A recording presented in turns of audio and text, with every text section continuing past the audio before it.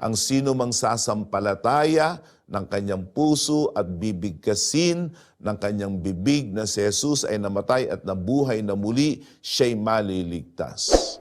Ito ang ebanghelyo na tunay na ipinapangaral ng mga sugo ng Diyos. Ngayon, sa ating panahon, maging sa panahon ni Apostol Pablo, ay marami ng mga di umano ay ebanghelyo din. Subalit, sila ay hindi lehitimong ebanghelyo, sila ay maling ebanghelyo.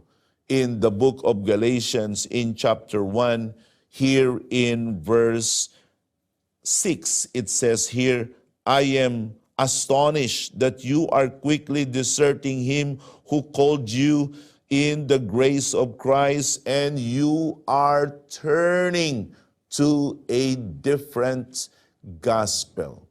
There is a true gospel and there is a false gospel. In order for you to be a follower of Jesus Christ, the true Savior, you must receive the true gospel. Because the false gospel bears the false Christs.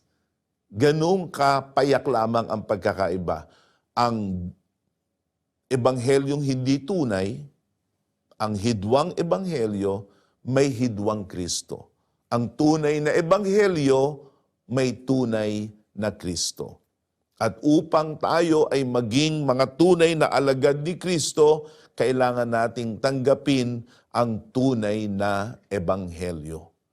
Kaya, ano ang unang hakbang? Parang isa ay maging disipulo, alagad ng Panginoong Hesus, kailangan ay tanggapin niya ang tunay na ebanghelyo. Pangalawa, second, he must be taught by the true messengers of God. He must be taught by the true messengers of God. Kailangan na siya ay maturuan ng mga tunay na mga mangangaral ng Diyos.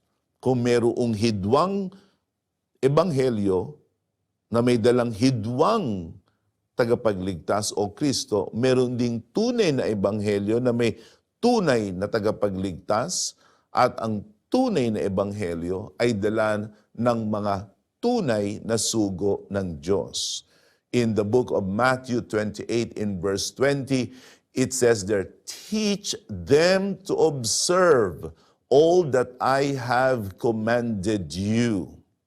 Jesus Christ was quite specific as to who could teach the world about the true gospel, who could do the work of discipleship.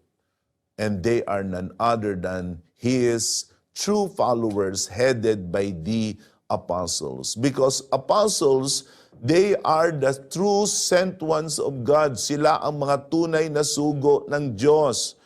At sila ang mga tagapagturo ng ating Panginoon.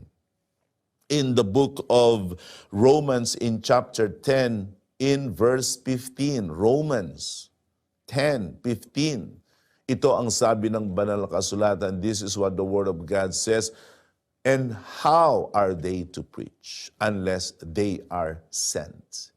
In other words, in order for one to be able to teach and preach, he must first of all be sent by God. He must be authorized. He must be commissioned first in order for one to be able to teach and preach. That is why apostles are teachers primarily. In the book of 2 Timothy chapter 1 in verse 11, it says there, for which I was appointed a preacher, apostle, and teacher. And so, these are the dimensions of apostleship. An apostle is a preacher, an apostle is also a teacher. Kaya ang mga apostol ay mangangaral, sila ay mga tagapagturo. Sila ang inutusan ng Panginoong Hesus upang sila ay gumawa ng mga alagad.